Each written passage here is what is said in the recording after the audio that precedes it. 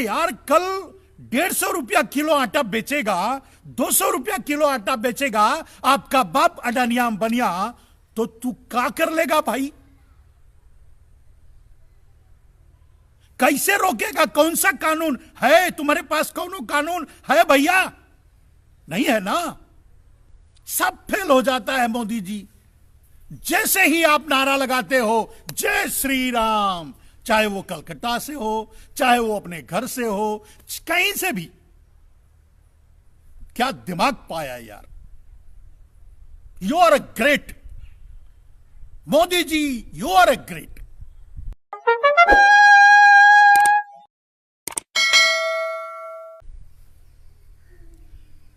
जय श्री राम। खास करके मोदी जी के लिए, मोदी जी आपको जय श्री राम। ये इसलिए भी क्योंकि आपको बहुत पसंद है ये नारा, ये जयकारा, जय श्री राम। इसके लिए मैं आज आपको नरेंद्र मोदी जी जय श्री राम। आगे बढ़ते हैं। आज पूरी बातचीत हम सिर्फ और सिर्फ आपसे करेंगे, और आप ये भी समझ सकते हैं कि मैं क्या बात करूंगा, लेकिन फिर भी कुछ तो कहना ही पड़ेगा। तो शुरुआत करते हैं। आज बहुत दिनों के बाद, लगभग 8 दिनों के बाद, 19 तारीख को मैं लास्ट लाइव किया था। आज मैं सीधे अपने मित्रों, अपने दोस्तों, अपने भाइयों से जुड़ रहा हूं और उनके सामने बात रखूंगा, लेकिन बात मैं आपसे करूंगा। तो नरेंद्र मोदी जी, एक बार और, क्योंकि ये आपको बहुत ज्यादा पसंद है, तो एक बार और जय श्री राम। मैं नहीं समझता कि शायद अपने जीवन में, अपनी योजनाओं में, अपने जीवन में एक बार भी आप असफल हुए हैं। आप योजनाएं, आपका लक्ष्य कभी फेल नहीं होता। आप जो सोच लेते हैं, जो ठान लेते हैं और जो प्लान कर लेते हैं, आप और आपके तड़ीपारी मिलकर के जो प्लान कर लिए, उसे फेल करना नामुमकिन होता है। लेकिन जहां तक मैं समझता हूं, पहली बार आप दुखी हैं और आपकी योजनाएं फेल हुई हैं। पहले हमारे अपने दर्शक, हमारे अपने समझ में आनी चाहिए, इसके लिए मैं बता देता हूं कि आपकी योजनाएं क्या थी। तो नरेंद्र दामोदर दास मोदी जी, आपकी योजनाएं कल दिल्ली में दंगा करवाने की थी। आप असफल हो गए, आप फेल हो गए। इसका दुख तो आपको बहुत होगा, आप बहुत दुखी होगे। आप इस समय कोप भवन में होगे, आप सोच रहे होगे कि आखिर ऐसा कैसे हो गया, क्योंकि आपकी योजनाएं, आपने जब से राजनीति संभाली है तब से लेकर आपकी योजनाएं कभी भी फेल नहीं हुई। आपको 59 कार सेवकों को जिंदा जलवाना था, पक्का जलवा दिया। उनके बहाने से दंगे करवाने थे गुजरात में, करवा दिया। उन्हीं के नाम पे हिंदू मुसलमान करके चुनाव लड़ना था, लड़ लिया। चुनाव जीतना था, जीत लिया। मुख्यमंत्री बनना था, बन गए। और उसके बाद सारे चुनाव आप इसी योजना के तहत हिंदू और मुसलमान की आमने सामने करके लड़ते रहे और जीतते रहे। आपकी योजनाएं सफल होती रही। आपने ब्लैक मनी का डिस्ट्रीब्यूशन, जो भी आपने गुजरात को बेचकर कमाया, वो अपने भगवा दलालों को पहुंचाना था, पहुंचा दिया। तैयारी करनी थी 2009 में प्रधानमंत्री चुनाव के लिए, प्रधानमंत्री कैंडिडेचर के लिए, फेल हो गए थे। वो आपकी एक असफलता थी। वहां आपको बड़ी निराशा हुई। उस निराशा का गुस्सा बेचारे आज आडवाणी जी, मनोहर जी और पता नहीं कितने जी नेपथ्य में फेंके हुए हैं कूड़े कचरे में। तो लेकिन उस समय फेल हुई थी एक योजना आपकी। 2009 में आप कैंडिडेचर अपने आप को डिक्लेयर नहीं करवा पाए, फिर अपने पूंजीपतियों को लगाया इस काम में और पूरी तरह से प्रचार प्रसार, और पूंजीपति बाहर आकर कह रहे नरेंद्र मोदी अगर प्रधानमंत्री बनेंगे तो देश बदल जाएगा, देश ये हो जाएगा, देश वो हो जाएगा, जो हो जाएगा वो हो गया, सामने देख रहे हैं। आगे आपकी योजना चली, जुमलों की बौछार हुई, मक्कारी और झूठ का प्रचार हुआ, आपने मीडिया तंत्र का इस्तेमाल किया, सोशल मीडिया का इस्तेमाल किया, युवाओं के भावनाओं से खेला, उनको कहा कि उन्हें नौकरी मिलेगी, गरीबी दूर होगी, गरीबों की भावनाओं से खेला, किसानों को दोगुना दाम मिलेगा उनकी उपज का, उनकी भावनाओं से खेला, पूरे देश की भावनाओं से खेला और अपने दलालों को लगा करके खिलवाया और आप प्रधानमंत्री भी बन गए। आपकी योजना सफल हो गई। आपके पीछे खड़े अडानी, अंबानी, आपके पीछे खड़े वॉलमार्ट, अलीबाबा, अमेज़न, उनकी योजना सफल हो गई। आप भी सफल हो गए, प्रधानमंत्री बन गए। आपने अपना काम शुरू किया। कोई भी योजना आपकी कभी फेल नहीं हुई नरेंद्र मोदी जी, यह तो मैं मानता हूं। बड़ी बारीकी से आपने भगवा दलालों को मिला करके पूरे भगवा लॉबी को अपने काम में लगा दिया, इस्तेमाल किया, उनसे घूम घूम करके वोट मंगवाया, झूठे प्रचार करवाए, अपने जुमले उनके मुंह से छुड़वाए, पूरे देश को गुमराह करके। लेकिन आपकी योजना सफल रही, आपकी योजना वहां भी सफल रही। प्रधानमंत्री बनते ही आज की समस्या पे आ रहा हूं मोदी जी, कल की असफलता पे आ रहा हूं।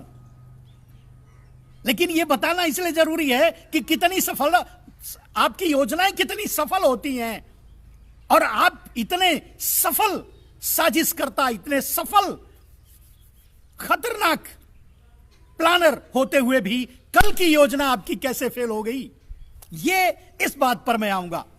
तो मोदी जी, आप प्रधानमंत्री बने, आप वादा करके आए थे कि लोगों की जमीनें छीनकर हम आपको दे देंगे, क्योंकि किसानी और जमीनों से ज्यादा बढ़िया व्यापार तो कोई है ही नहीं। आप भूमि अधिग्रहण बिल लाए, 3 बार ऑर्डिनेंस से लाए, फेल हो गए। ये दूसरी फेलियरिटी थी आपकी, वहां भी फेल हो गए। एक असफल आदमी, मतलब आपकी सफलता का डंका बज रहा है भारत में। आप जो कह दो, अगर आप दिन को रात कह दो तो लोग रात मान लेंगे, आप रात को भी दिन कह दोगे तो भी लोग दिन मान लेंगे। आप सफल हो, पूरी तरह से सफल हो मोदी जी। लेकिन कल की योजना कैसे फेल हो गई बताता हूं। तो कल तो भूमि अधिग्रहण बिल से जमीनें हड़प करके अपने अडानी अंबानी को देने की योजना आपकी फेल हो गई। उसको कानून नहीं बना पाए, ऑर्डिनेंस तक ही अटक गए, आपने तिलमिला कर रह गए, गुस्से से भर गए। लेकिन साजिश, जो क्रिमिनल माइंड होता है, जो साजिश करता है, उसके चेहरे से नहीं झलकता। हम जैसे लोग तो समझ लेते हैं कि आपके मन में कितनी आग भरी है, कितना गुस्सा है इस समय, आप क्या चाहते हो। अगर आपका बस चलता तो उसी समय किसानों को तोप लगा के उड़वा देते, लेकिन आप तो फंस गए संसद में ही। मेजॉरिटी आपकी थी नहीं, किसानों की जमीन आप छीन नहीं पाए। चलिए किसी तरह से दूसरे और तरीकों से अपने अडानियों और अंबानियों को फायदा पहुंचाते रहे। काले धन पर धोखा दे दिया, काला धन पूरा अडानी अंबानी को कन्वर्ट करा दिया, वहीं से विदेशों से जो 400 लाख करोड़ रुपया था करेंसी में जो था, वो भी 5 लाख करोड़ रुपया उनको कन्वर्ट कर दिया। खैर, जो भी आपको अत्याचार करना था करते रहे, लेकिन चुनाव तो लड़ना था। फिर से आपको जीतना था।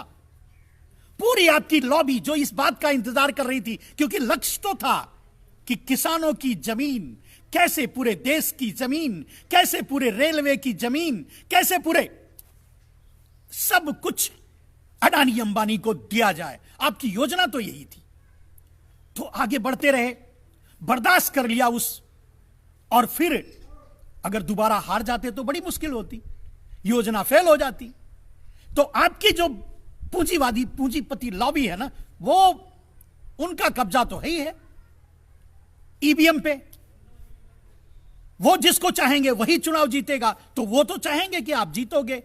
एक बार और आप पर दाव पूंजीपतियों ने, अलीबाबा ने, अमेजॉन ने, अडानी ने, अंबानी ने आप पर लगाया। ठीक, एक बार इनको फिर से चांस दो। धीरे धीरे राज्यसभा में बहुमत हासिल करने की कोशिश करते रहे, लगे रहे। तो आखिर वो ऐतिहासिक दिन आ गया।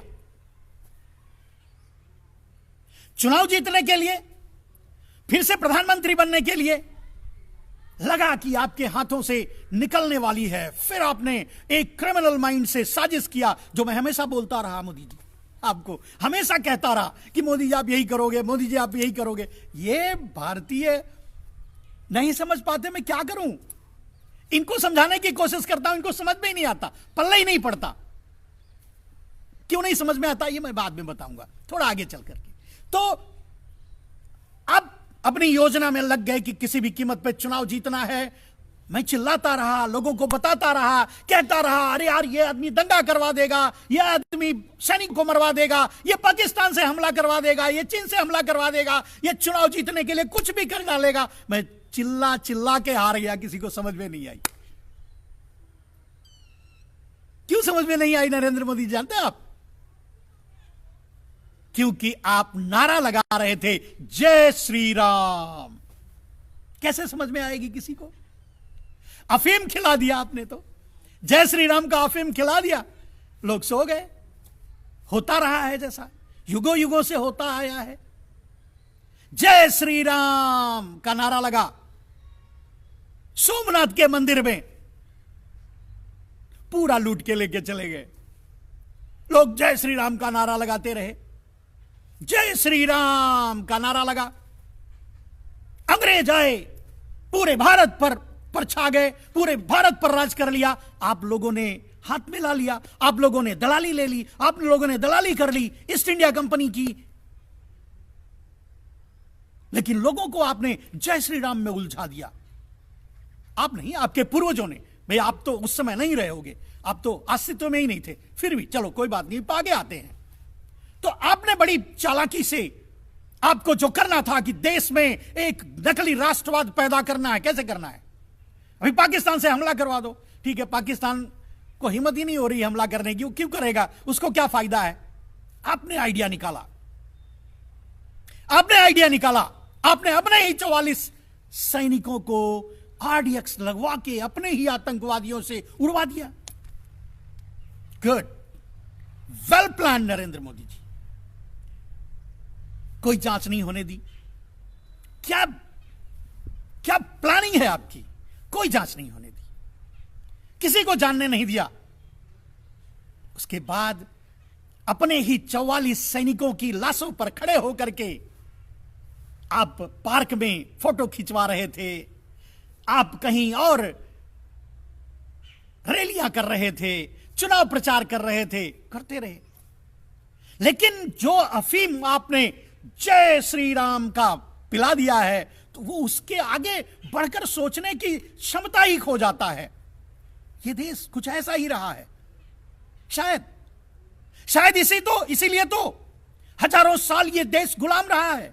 शायद इसीलिए तो ऐसे ही गांजे, ऐसे ही अफीमें लोगों को चटाई जाती रही हैं, जिसको पी करके ये मस्त हो जाते थे और विदेशी आकर लूट ले जाते थे। आपने इस बार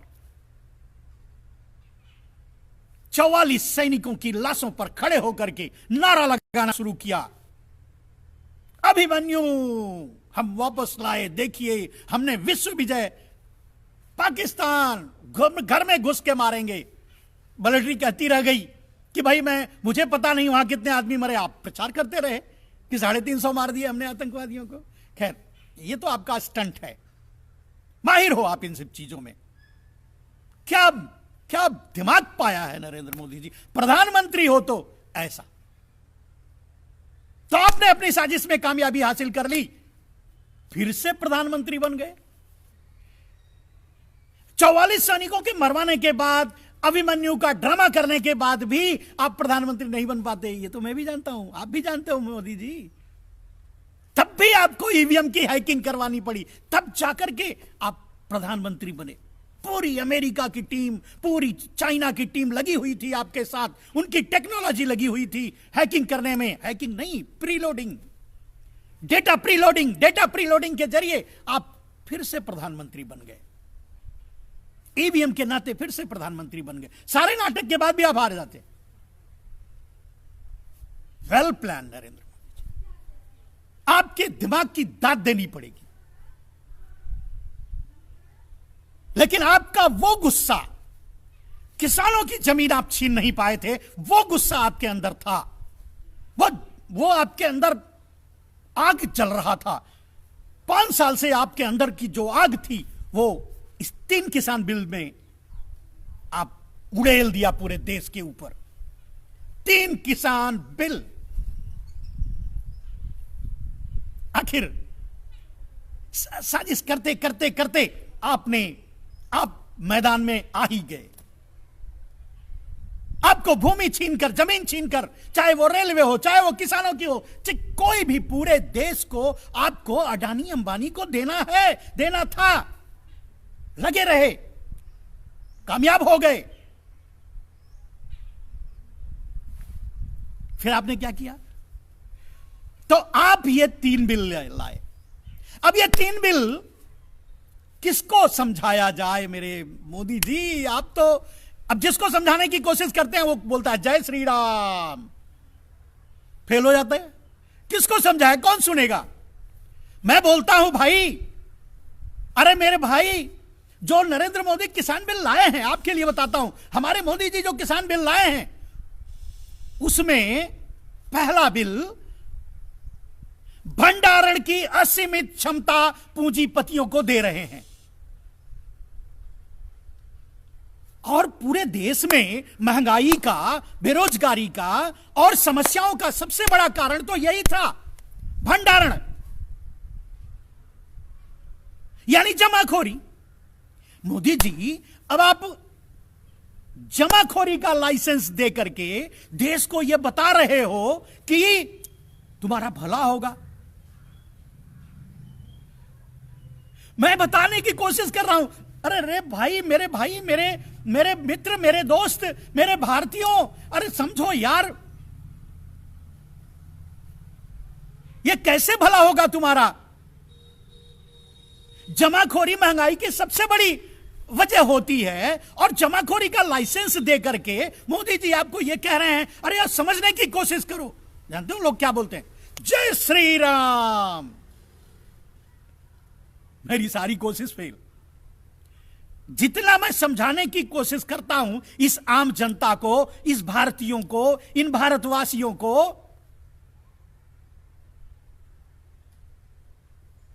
सब फेल हो जाता है मोदी जी। जैसे ही आप नारा लगाते हो जय श्री राम, चाहे वो कलकत्ता से हो, चाहे वो अपने घर से हो, कहीं से भी, क्या दिमाग पाया यार। You are a great Modi ji, you are a great, मानना पड़ेगा। आपको तो मैं समझता हूं अमेरिका का राष्ट्रपति होना चाहिए था। खैर वो भी क्या, वहां पढ़े लिखे लोग हैं, वहां नहीं चलती। आपने जो बताया, क्या नाम से, ट्रंप को आपने कह दिया कि देख, मैं यहां हिंदू मुसलमान को लड़ा के चुनाव जीत लेता हूं, तू भी कर। ये काले गोरों का झगड़ा लगा, काले गोरों को आपस में लड़ा दे, तू चुनाव जीत जाएगा, तू फिर से राष्ट्रपति बन जाएगा। वो भी गधा तुम्हारी बात मान लिया। वो अपने यहां जो है काले गोरों को झगड़ा करा लिया, गोरों के साथ खड़ा हो गया, पूरे देश में दंगा करवा दिए, सब कुछ करवा डाला, अंत में हार गया। जानते क्यों हार गया मोदी जी? आप जानते हैं, क्योंकि वहां के लोग पढ़े लिखे हैं। और यहां आपकी योजनाएं क्यों सफल हो जाती हैं? जय श्री राम, हिंदू मुसलमान, हिंदू राष्ट्र, ये सारे खोखले नारे, ये सारी नौटंकियां, ये सारे आपकी फसाद पे क्यों फंस जाते हैं लोग? जानते क्यों? क्योंकि पढ़े लिखे नहीं है यार। और इन 6 सालों में आपने देश को तो घर बिठा दिया, पढ़ाई लिखाई की ऐसी की तैसी। अब तो कोई युवा पढ़ करके बाहर निकलेगा ही नहीं, कोई ग्रेजुएशन करेगा ही नहीं, तो आपसे नौकरी काहे को मांगेगा? आपसे नौकरी मांग रहे थे ना ये बेरोजगार। क्या आइडिया लगाया है? न पढ़ोगे न बेरोजगार कहोगे। लेकिन इसकी जरूरत है आपको, अनपढ़ गंवारों की जरूरत है आपको। कहां? मजदूरी के लिए। कहां? अपने ही खेतों में। अडानी अंबानी जब ले लेंगे उन खेतों को तो आखिर मजदूरों की जरूरत पड़ेगी ना। क्या आइडिया है, वाह। अब आती है लड़ाई आपकी, आपके साजिश की, आपके षड्यंत्र की। अब लड़ाई आती है नरेंद्र भाई आपकी ये किसान बिल पर। किसान अड़ गए। जहां के किसान थोड़े पढ़े लिखे थे, ज्यादा थे, समझदार थे, भुक्तभोगी, वो अड़ गए। आपने बिहार में मंडियों को ऐसी कर दी, हो गया, चल गया, आपने निकाल लिया। उनको आपने समझाने में कामयाब है क्योंकि कम पढ़े लिखे हैं बेचारे। बिहारी बड़े भोले वाले होते हैं, पढ़ाई वढ़ाई वैसे ही कम करते हैं। मजदूरी उनका मेन सगल है, बेचारे मजदूरी करते हैं। तो उनको आप आराम से समझा लिए। मंडी खत्म कर दी, पूरी मंडी व्यवस्था को ही खत्म कर दिया, एमएसपी की व्यवस्था को ही खत्म कर दिया, ठीक है। लेकिन अब वो चीज पूरे देश में आप लागू नहीं कर पाए क्योंकि कुछ किसान जो पढ़े लिखे हैं, जो समझदार हैं, जो देश विदेश घूमते हैं, जो रहते हैं, पंजाब के किसान, राजस्थान के किसान, कर्नाटका और तमिलनाडु के किसान, महाराष्ट्र के किसान, यूपी और बिहार को आप मूर्ख बना सकते हो मोदी जी, लेकिन यूपी का वो भाग जहां किसानी होती है, जहां बड़े जोत वाले लोग हैं, वो मूर्ख नहीं बने, वो मैदान में हैं। और सबसे ज्यादा कम पढ़े लिखे लोग तो इसी बेल्ट में आते हैं जहां से मैं आपको लाइव कर रहा हूं।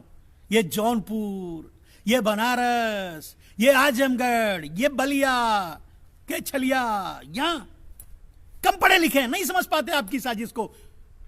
एक नारा जानते हैं, जय श्री राम, बस। आपकी साजिश यहां भी कामयाब हो गई। लेकिन जो पढ़े लिखे किसान थे वो मैदान में डट गए, दिल्ली के बॉर्डर पे खड़े हैं, आंदोलन चल रहा है। तो आपका पहला बिल, आपका दूसरा बिल, मैंने कहा दूसरा बिल आप कहीं भी बेच सकते हो। मुझे पता है मोदी जी आपने ये ऐसा क्यों लिखा, दूसरा बिल क्यों बनाया है, क्योंकि अडानी अंबानी कहीं माल खरीदे हैं तो अपने गोडाउन तक ले जाए तो उनको कोई तकलीफ ना हो, इसके लिए आपने दूसरा बिल बनाया है। मैं जानता हूं, मैं लोगों को बताने की कोशिश करता हूं, लेकिन इनका क्या करें यार मोदी जी, ये जय श्री राम के आगे तो मैं आगे ही नहीं बढ़ पाता भी। जय श्री राम तो एक ऐसा लकड़ा लगा देते हैं सामने ना कि कोई भी बकड़ा बन जाता है। मैं 1 घंटे बोलूंगा, मैं 2 घंटे बोलूंगा, अंत में वो सिर्फ जय श्री राम कह देंगे, बात खत्म। समस्या है ये अशिक्षा। आपने जो व्यवस्था कायम की है इस तरफ बिहार और ये उत्तर प्रदेश के इस बेल्ट में, जहां से आपको कोई आंदोलनकारी नहीं निकल रहा है, आप आंदोलन में नहीं पहुंच रहा है, दिल्ली नहीं पहुंच रहे हो, कारण यही है। और जाने भी नहीं दे रहे हो, जाने की कोशिश कर रहे हो, बेचारों को धमका रहे हो, नोटिस भेज रहे हो। चलिए, साजिश में आपकी साजिश चलती रही 1-2 महीना हो गया, बेचारे किसान अपने आंदोलन को लेकर के, अपनी मांगों को लेकर के बैठे हुए, आप सुनने के लिए तैयार नहीं हो। लेकिन सुनोगे कैसे मोदी जी, आप सुनने की कंडीशन में नहीं हो। अब यह बात किसानों को कौन समझाए? मैं समझाता हूं, मैं बताता हूं। आप सुनने के काबिल ही नहीं हो, आपकी सुनने की औकात ही नहीं है। आप तो रिजाइन कर चुके हो, आप तो प्रधानमंत्री ही नहीं हो अंदर। अडानी अंबानी को इस्तीफा दे चुके हो, वादा कर चुके हो कि इस पार या उस पार। मैं भूमि अधिग्रहण बिल लाने की कोशिश की, आप लोगों को जमीन देने के लिए नहीं ला पाया, कोई बात नहीं। इस बिल से मैं जमीनें छीनकर किसानों को, आपको, अडानी अंबानी, मेरे भाई, मेरे बाप, मेरे दादा, मेरे पूर्वज, मैं आपको देकर रहूंगा। और अपने आप वादे पे डटे हुए हो, किसी भी कीमत पे किसानों की जमीन चाहिए, आपके दादाओं के लिए, आपके बापों के लिए, आपके अडानियों और अंबानियों के लिए लड़ रहे हो, संघर्ष कर रहे हो। It's well and good. Plan plan plan, 2 महीने से आप प्लान में लगे हुए हो। 2 महीने से आप किसान जो आंदोलन में डटे हुए हैं उनको खालिस्तानी कहकर उकसाने की कोशिश की। बड़े चालाक हैं, वो भी पढ़े लिखे हैं। मोदी जी इस बार पढ़े लिखों से पाला पड़ा है।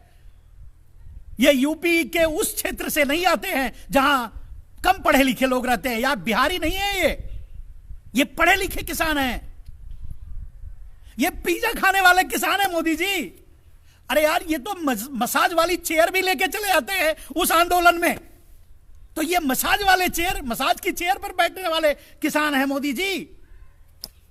ये पिज्जा खाने वाले, ये मसाज की चेयर पर बैठने वाले, ये हेयर डाई करवाने वाले, ये अब यहां फंस गए आप। अकल काम नहीं कर रही है ना। फिर आपने साजिश की, 2 महीने से उनको लुढ़काते लुढ़काते लुढ़काते लुढ़काते यहां तक लेके आए हो।